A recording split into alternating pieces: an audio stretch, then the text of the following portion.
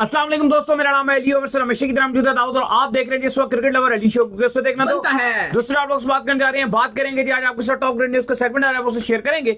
Number 1 पे आप लोग से बात करने जा रहे हैं, जो हमारे पास अपडेट आ रही है वो आ रही है आईसीसी के रूल्स को लेकर अपडेट आ रही है।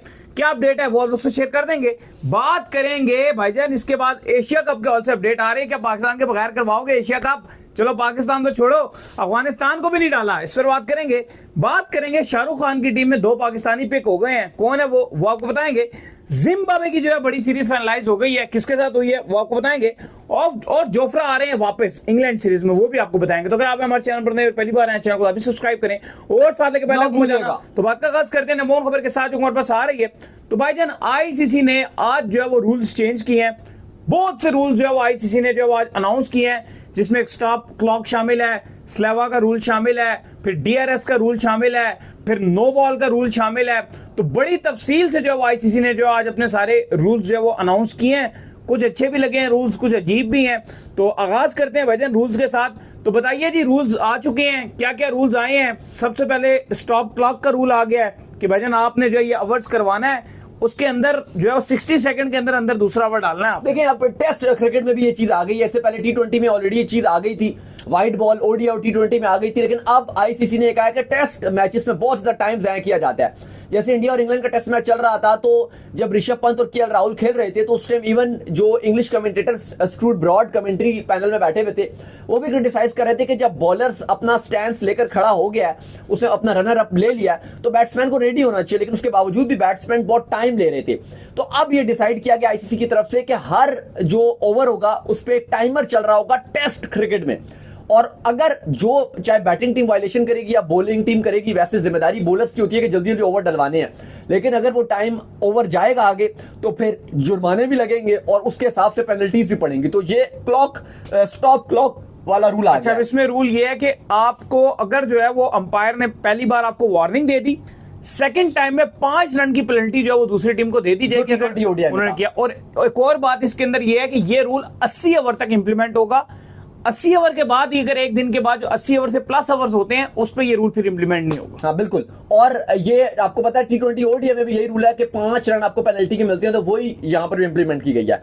फिर उसके बाद जो है वो सलाइवा का रूल अपडेट कर दिया गया कि अगर बॉलिंग टीम सलाइवा लगाती है तो उसके बाद अंपायर जो बॉल वो चेंज नहीं करेगा। इसके बाद जो एक नया रूल लाया, और प्लस 5 रन की जो पेनल्टी है वो भी दी जाएगी दूसरी टीम को। जो 5 रन की पहले ये होता था कि 5 रन की पेनल्टी दी जाती थी और बॉलिंग साइड को क्योंकि मार ज्यादा पार्टी होती थी तो वो कोशिश करते थे कि यार इससे बॉल चेंज हो जाए।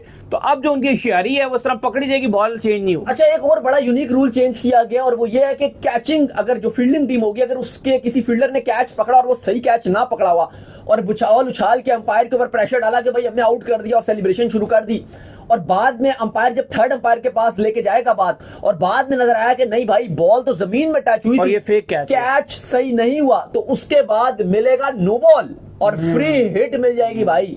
ये बड़ा एक अजीब और यूनिक रूल भी आया है, क्योंकि अक्सर चलो इसमें अगर जानकर फील्डर कर रहे हो तो एक अलग बात है, लेकिन सम टाइम कैचिंग, कुछ कैचेस ऐसे भी हमने देखे हैं कि फील्डर को रियल में नहीं पता चलता। लोग अहमद शहजाद की बात करते हैं, चलो उन्होंने तो नीचे जमीन से उठा के बॉल पकड़ के ले गए, चलो वो तो एक क्लियर फेक है, वो कैच है, उसमें तो आप पेनल्टी और वो नो बॉल लगाओ और फ्री हिट दे दो। लेकिन सम टाइम हमने ऐसे देखे हैं कि वो फिंगर लग रही होती है, आइडिया नहीं होता, और जो जिसने कैच पकड़ा होता है फील्डर ने वो बड़ा श्योर होता है कि कैच ले लिया, लेकिन जब बाद में बड़ा ही अंपायर, थर्ड अंपायर 5-10 मिनट लगाता है, कैमरे एंगल जूम करके देखता है, तो लगता है कि नहीं भाई हल्की बॉल की उंगली उधर लग रही है। अब उस पर क्या डिसीजन होगा वो तो वक्त बताएगा, लेकिन फिलहाल ये फैसला किया गया कि नो बॉल दिया जाएगा। और नो बॉल से रिलेटेड एक रूल ये भी आ गया कि भाई अगर नो बॉल होती है और उस पे जो है वो बैट्समैन हिट मारता है और हिट मारने पर जो है वो आगे से कैच हो जाता है, तो जो वो आप भाग के जो रन्स ले रहे होते हैं अब वो रन्स भी काउंट नहीं होंगे, सिर्फ 1 रन काउंट होगा। ये एक अच्छा रूल है, मुझे लगता है कि सब में से ये एक बड़ा अच्छा रूल बताया गया। अच्छा रूल है, नो बॉल है, हिट मार दी तो रन्स होने चाहिए ना। नहीं, अब जब फील्डर ने कैच पकड़ लिया तो वो, बल्कि इवन मैं ये भी फिर इस चीज पर दूसरी चीज भी क्लियर होनी चाहिए ना, वो विराट कोहली वाला क्लियर ही नहीं हुआ कि अगर वो बॉल आपके स्टंप को लग गई फिर भी बॉल डेड होनी चाहिए, फिर भी 1 रन मिलना चाहिए। अगर बोल्ड किया तो फिर भी आपका वो रन नहीं होना चाहिए। 1 रन मिलना चाहिए, वो नहीं, 1 भी नहीं होना चाहिए। अगर तो देखो नो बॉल का रन मिल रहा है, ऑब्वियसली वही मिले, बाकी कोई नहीं है भाग के, नो बॉल का होना चाहिए। अगर विकेट आपकी उड़ गई है ना, हाँ। तो फिर आप भाग रहे हो, तो वो फिर वो जैसे इतना बड़ा इम्पैक्ट Weird डाल गया लगता था वो आपका जो ऑस्ट्रेलिया वाला मैच था, मेलबर्न वाला, जिसमें विराट चलो कोहली उस खड़े टाइम थे। तो रूल था ना, लेकिन मैं वैसे आपको बता रहा हूँ कि एक वियर्ड रूल लगता है कि एक विकेट पे लगे और आप भाग रहे हो। वैसे तो रूल था, हमारे लोगों को तो रूल ही नहीं पता था ना, शाहीन को तो रूल ही नहीं पता था, रिजवान करते कैसे भाग सकता हाँ। है। आपको जो रूल है वो तो पता होना चाहिए ना, आप क्रिकेट खेल रहे हो, आपको रूल पता होना चाहिए, लेकिन ये रूल एक बहुत ही वियर्ड रूल है। दूसरा, अगर फील्डर ने कैच कर लिया तो जाहिर एक तरह से डेड बॉल होनी चाहिए, बस ठीक है, आपने नो बॉल उसकी फ्री हिट थी, वो ठीक है, वो आप 1 रन दे दो। तो ये एक अच्छा रूल आईसीसी लेकर आया है। फिर इसके बाद डीआरएस में भी तब्दीलियां की गई हैं, जो अंपायर्स कॉल है उसके डिसीजन में भी आईसीसी ने फैसला किया कि वहां पे भी चेंजेस की गई हैं। अच्छा, वहां पर तब्दीली ये की गई है कि अगर जो है, जिस तरह का आपको पता है कि एक डीआरएस लिया जाता है कि बैट्समैन को जो है, बॉलर को लगता है कि यार इसका एज हुआ, बल्ले से इसके बॉल लगी है और पीछे कैच पकड़ा, तो वो कैच की अपील कर रहे होते हैं। ठीक है, अंपायर उसको कहता है कि ठीक है, आप जो है वो रिव्यू ले लिया जी इसके ऊपर कि कैच हुआ है। लेकिन अगर जो है उससे पहले ये होता था कि बैट से अगर बॉल नहीं लगी हुई तो वहां खत्म हो जाता था, और अगर अंपायर कॉल आ रही है तो अंपायर कॉल पर जो है वो एलबी नहीं दिया जाता था। अब ये होगा कि अगर जो है वो कैच पकड़ा जाता है और उसके ऊपर जो है डीआरएस होता है, तो जो अगर स्टंप को बॉल लग रही है ना, तो आउट दे दिया जाएगा। एग्जैक्टली, एलबी भी आउट दे दिया जाएगा। ये भी कहानी है। तो खैर जी, ये काफी सारे जो रूल्स हैं, ये जो है और वो बाकी आपको पता है कि डिफरेंट रूल्स और भी आईसीसी प्लेइंग कंडीशन में डाल चुका है। जैसे आपको बताया कि ओडीआई में 2 गेंद यूज होंगे 2 एंड से, वो ऑलरेडी इंप्लीमेंट हो चुका है। फिर आपको हर मैच से पहले जो 5 आपको सब्स्टिट्यूट है वो बताने पड़ेंगे, ताकि कंकशन अगर रूल इंप्लीमेंट होता है तो आपको पहले बताना है कि भाई ये मेरा बैट्समैन है, ये मेरा बॉलर है। अच्छा, और रन आउट का भी एक रूल आया है। रन आउट से भी ये रूल आ गया कि अगर जो है वो रन आउट, जिस तरह एक टीम जो थ्रो मारती है और अंपायर को पता नहीं चलता, अंपायर रिव्यू लेता है रन आउट के लिए, लेकिन वो बॉल आपके पैड पर लग रही है ना अगर, और पैड पर लग के पहले ही पता चल रहा है कि यार ये एलबी हो गया, तो फिर रन आउट नहीं चेक किया जाएगा, आपको एलबी आउट दे दिया जाएगा। अच्छा, ज्यादातर बिल्कुल ये एक अच्छा रूल है, लेकिन ज्यादातर जो रूल्स लेकर आए गए उसमें थोड़े अंपायर को भी अगर आप देखो तो काफी फैसिलिटेट किया गया। जो अभी तक रूल्स आए हैं अंपायर के लिए आसानी रखी गई है। खैर, इसके बाद जो अपडेट आ रही है वो आ रही है एशिया कप को लेकर। तो भाई, क्या एशिया कप पाकिस्तान के बिना कराओगे? किस तरह से पोस्टर जो है पाकिस्तान के बिना निकाल दिया। ना पाकिस्तान है ना बांग्लादेश है, क्या 3 मुल्की टूर्नामेंट सॉरी अफगानिस्तान भी नहीं है, क्या 3 मुल्की टूर्नामेंट कराने लगे हो? इंडिया, श्रीलंका, बांग्लादेश। देखिए, हमने इस पर बात भी की थी कि आईसीसी जो सोनी है उन्होंने एक पोस्टर और ट्रेलर जारी किया एशिया कप का, जहां पर उन्होंने सिर्फ भारत, बांग्लादेश और श्रीलंका का उन्होंने ट्रेलर जारी किया। उन्होंने पाकिस्तान को नहीं रखा। पाकिस्तान में तो इतनी इस हवाले से बात नहीं हुई, ना इतना शोर मचाया गया, लेकिन अफगानिस्तान की तरफ से बहुत शोर मचाया गया। उन्होंने कहा भाई कि एशिया की हमारी 2nd बेस्ट टीम है और आपने उसको ही नहीं रखा। बहुत ज्यादा जो है वो काफी बातें होना शुरू हो गई, क्योंकि ऑलरेडी इंडिया को अफगानिस्तान का बड़ा अच्छा दोस्त समझा जाता है, लेकिन उनको वो भी नहीं रखा गया। लेकिन देखो, हकीकत बात यह कि जो सोनी ने ट्रेलर जारी किया, उन्होंने अपनी मीडिया और कुछ लोगों को जो थोड़ा सा एंटी पाकिस्तान है उनको थोड़ा सा खुश करने के लिए इसको सिर्फ ट्रेलर को जारी किया। हकीकत तौर पर सोनी को भी पता है कि उसने पैसा बनाना है एशिया कप में, वो पाकिस्तान इंडिया के मैच में बनाना है, वो बांग्लादेश के मैच में पैसा नहीं बनेगा, ना वो श्रीलंका के मैच में बनेगा। पैसा बनेगा जो एशिया कप के राइट्स बिके हुए हैं, सोनी ने लिए हैं, अगले 4 साल की जो डील हैवी अमाउंट उन्होंने दी हुई है, वो सारा पाकिस्तान इंडिया के गारंटेड मैचेस पे दिया है। गारंटेड ये कि 2 इंडिया पाकिस्तान के मैच गारंटेड, फाइनल में दोनों चले गए तो वो हमारा नसीब। और वो अलग बात है कि कभी भी पाकिस्तान इंडिया फाइनल नहीं खेल सके एशिया कप। लेकिन अफगानिस्तान में बहुत ज्यादा शोर मचाया जा रहा है और उनके जो सोशल मीडिया है और डिफरेंट आप कह लो कि बातें की जा रही है वहां पर कि इन जो अफगानिस्तान की टीम है इसको क्यों पोस्टर में नहीं रखा गया। खैर, इसके बाद जो अपडेट आ रही है वो आ रही है जी शाहरुख खान की टीम के हवाले से।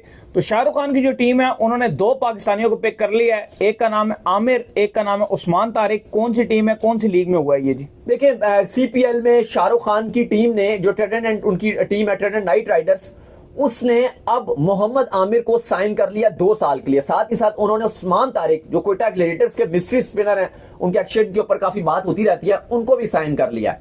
अब ये तो अच्छी बात है कि शाहरुख खान की टीम ने मोहम्मद आमिर को भी ले लिया, उस्मान तारिक को भी ले लिया, लेकिन भारत में जो भारतीय मीडिया है और वहां पर जो उनकी काफी सारी बड़ी वेबसाइट्स हैं वो शाहरुख खान को बहुत आड़े हाथों ले रही हैं कि आपने पाकिस्तान के खिलाड़ी को क्यों लिया। इवन हसनैन भी सीपीएल खेल चुके हैं और इवन हमने देखा था कि शाहरुख खान ने एक बार उनको बड़ा भाग शक भी किया था, उन्होंने बड़ी अच्छी बॉलिंग की थी तो बड़ा उनको अप्रिशिएट भी किया था। लेकिन अब शाहरुख खान के ऊपर बहुत ज्यादा क्रिटिसाइज किया जा रहा है कि आपने पाकिस्तानी मोहम्मद आमिर को क्यों लिया, उस्मान तारिक को क्यों लिया। अब मजे की बात यह है कि मोहम्मद आमिर तो इस साल उम्मीद लगाकर बैठे हुए हैं कि मैं आईपीएल में भी खेलने के लिए जाऊंगा और आईपीएल के लिए जो आईपीएल का ऑक्शन है उसके लिए मोहम्मद आमिर अवेलेबल रहेंगे, क्योंकि उनके पास इंग्लिश नेशनैलिटी भी है। लेकिन जिस तरह से माहौल चल रहा है, लग नहीं रहा कि मोहम्मद आमिर को पिक किया जाएगा, क्योंकि ऑलरेडी मामला गर्म है और वो आईपीएल है। ठीक है, बेशक ये एशिया कप भी हो जाता है, वर्ल्ड कप भी हो जाता है, लेकिन फिर भी मुझे लग रहा है कि आईपीएल में कोई फ्रेंचाइज ये हेट लेना नहीं चाहेगी। क्योंकि ये फिर इंडिविजुअली तौर पर हेट मिलना शुरू हो जाती है। हमने देखा है कि कोई भी एक्टर या कोई भी ऐसा काम करे तो एकदम उसको हेट मिलने लग जाती है। जैसे अजय देवगन है, उनको भी आजकल थोड़ी सी वो हेट मिलना शुरू हो गई एकदम से कि ये वो जो लीग करवा रहे हैं, आपको पता है जुलाई में अभी खेली जानी है, जिसमें सारे दुनिया के भर की टीम्स खेलेंगी, चैंपियंस खेलेंगे, बी डिविलियर्स भी उस पर खेलेंगे, पाकिस्तान की तरफ से शाहिद आफरीदी, शर्जील खान, सारे बड़े बड़े नाम खेलेंगे, भारत की तरफ से भी सारे बड़े स्टार्स खेलेंगे। तो उनको भी हेट मिल रही है कि भाई पाकिस्तान इंडिया को ये क्यों खिला रहे हैं। तो थोड़ा सा मुझे लगता है कि ये चीजें चल रही होती हैं। खैर, इसके बाद जो अपडेट आ रही है वो आ रही है जिम्बाब्वे के हवाले से। तो जिम्बाब्वे ने जो है एक बड़ी सीरीज फाइनलाइज कर ली है श्रीलंका के साथ। कब से कब तक ये खेली जानी है जी? देखिए, एक हमारी पाकिस्तान की टीम है जो हमें क्रिकेट खेलते हुए नजर नहीं आती। जिम्बाब्वे इस साल हमसे ज्यादा बेहतर क्रिकेट खेल रही है।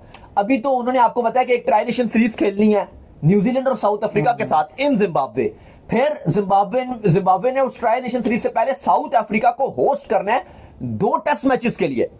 फिर ट्राई सीरीज हो गई साउथ अफ्रीका न्यूजीलैंड की, फिर साउथ अफ्रीका अपने घर चली जाएगी, फिर न्यूजीलैंड के साथ टेस्ट मैचेस खेलेगी जिम्बाब्वे। और अब जिम्बाब्वे ने एक और सीरीज अपनी फाइनलाइज कर लिया है और सीरीज फाइनलाइज किया है श्रीलंका के साथ। श्रीलंका के साथ ये 2 ओडीआईस और 3 T20s खेलेंगे सितंबर और अगस्त में। 29 अगस्त से ये सीरीज खेली जाएगी और 7 सितंबर तक खेली जाएगी। लेकिन अब इसमें एक और भी चीज आ रही है कि अब एशिया कप भी तो क्योंकि खेला जाना है, तो अब मुझे ऐसा लग रहा है कि फिर एशिया कप आपका थोड़ा सा डिले होगा, क्योंकि अगर ये सीरीज 7 सितंबर तक खत्म होगी तो फिर अब किस तरह से कहानी चलेगी, क्योंकि ये एशिया कप की विंडो है। बिल्कुल जी, ये तो बड़ी मुश्किल हो जाएगी अगर आप ये सीरीज जो है वो खेलते हैं तो फिर एशिया कप कैसे हो पाएगा। लेकिन अभी तक जो कहा जा रहा है कि पहले शुरू में जो इसकी जो डेट्स रखी गई थी वो ये रखी गई थी कि 1 सितंबर से एशिया कप 20 तक होगा। लेकिन फिर बाद में बहुत सारे भारतीय अखबारों ने यह खबर रिपोर्ट की थी कि एशिया कप की जो पॉसिबल तारीखें आ रही हैं वो 6 सितंबर की मैं बात कर रहा हूं, 6 सितंबर के बाद खेला जाएगा। 6 से पॉसिबल है कि 25 सितंबर तक ये खेला जाएगा, अभी तक जो रिपोर्ट्स आ रही हैं। चले बाकी जो फाइनल इसका एशिया कप की जो तारीखें हैं, जो डेट्स हैं, उसका जो फाइनल है, ये जो फैसला है वो जुलाई में होना है। जो आईसीसी की सिंगापुर में मीटिंग है वहां पर, क्योंकि सारे एशियन क्रिकेट काउंसिल के मेंबरान भी होंगे, तो वहां पर कहा जा रहा है एक छोटा इजलास एशियन क्रिकेट काउंसिल का होगा मोहसिन नकवी की सदारत में, और वहां पर यह फैसला किया जाएगा। वैसे तो मेन मीटिंग आईसीसी की होगी, लेकिन बीच में एशिया कप का, क्योंकि आईसीसी और एशियन क्रिकेट काउंसिल 2 अलग अलग बॉडी हैं। लेकिन सारे मेंबरान तो मौजूद होंगे, पाकिस्तान क्रिकेट बोर्ड के जो हैं और प्लस एशिया के चेयरमैन, इंडिया हो गया, अफगानिस्तान हो गया, बांग्लादेश हो गया, श्रीलंका हो गया, सबके मौजूद होंगे, सारे चेयरमैन होंगे। तो वहां पर कहा जा रहा है कि एशिया कप को भी निपटा दिया जाएगा फैसला। खैर, इसके बाद जो अपडेट आ रही है वो आ रही है जोफ्रा आर्चर के हवाले से। तो जोफ्रा आर्चर की जो वापसी होने जा रही है India versus England second test में, जो कि इंडिया के लिए बुरी खबर है। और इंडिया के लिए एक और मजीद बुरी खबर यह है कि जसप्रीत बुमराह भी बाहर हो रहे हैं। हाँ, उनको वैसे ही गौतम गंभीर ने कहा हुआ है कि उनको नहीं रखा जाएगा और उनको आराम करवाया जाएगा। और ये बेहतर भी है, अदरवाइज आप 5 टेस्ट मैच खिलाते हो, दूसरे एंड से भारत की बॉलिंग बहुत ही कमजोर नजर आ रही होती है, तो ये उनके लिए भी ज्यादती हो जाती है। लेकिन अली साहब, ये भारत के लिए एक और बड़ी और बुरी खबर है कि जोफ्रा वापस आ रहे हैं। एक तो पहले ही टेस्ट मैच पहला नहीं जीत पाए, इवन इंग्लैंड की बॉलिंग हल्की थी, लेकिन अब इंग्लैंड की बॉलिंग स्ट्रांग हो रही है। और अब ये खबरें आ रही हैं खास रहे नहीं इंजरी के बाद, लेकिन फिर भी कुछ अगर पेस तो है उनके पास, और प्लस मार्क वुड भी आ रहे हैं। अभी तो नहीं आ रहे, सेकंड टेस्ट का जो स्क्वाड अनाउंस किया वो भी आपको पढ़ के बता देते हैं। Ben Stokes, Jofra Archer, Shoaib Bashir, Jacob Bethell, Harry Brook, Brendan Carse, Sam Cook, Zak Crawley, Ben Duckett, Jamie Overton, Ollie Pope, Joe Root, James Smith, Josh Tongue और क्रिस वोक्स, ये स्क्वाड है। प्लस खबरें ये हैं कि जो आखिरी 2 टेस्ट मैचेस होंगे उसमें मार्क वुड भी आ जाएंगे। तो इंग्लैंड टीम मजबूत से मजबूत होती जा रही है और भारत की टीम कुछ खास जो है वो उनकी बॉलिंग भी अच्छी और मजबूत नजर नहीं आ रही। तो चलो, उम्मीद करते हैं हमारे शो आपका पसंद है। वीडियो को लाइक कीजिए, हमारे चैनल को सब्सक्राइब कीजिए, साथ लगे बेल आइकन को बजाइए। एक और काम कर लीजिए, वही कर लीजिए कि इंस्टाग्राम को जाइए, इनको फॉलो, इंस्टाग्राम पे मुझे फॉलो कर लीजिए, वहां पे मैं मौजूद हूं, दाऊद क्रिकेट करें। अगर आपको कोई सवाल तो भेजिएगा और उनको भी फॉलो, मुझे भी फॉलो कीजिए। मैं मौजूद क्रिकेट लवर इंडिया ऑफिशियल के नाम से, लिंक डिस्क्रिप्शन में मौजूद है, जाइए फॉलो कीजिए। फिर आपसे मिलते हैं नेक्स्ट वीडियो में। अल्लाह हाफिज, bye bye. Till then bye.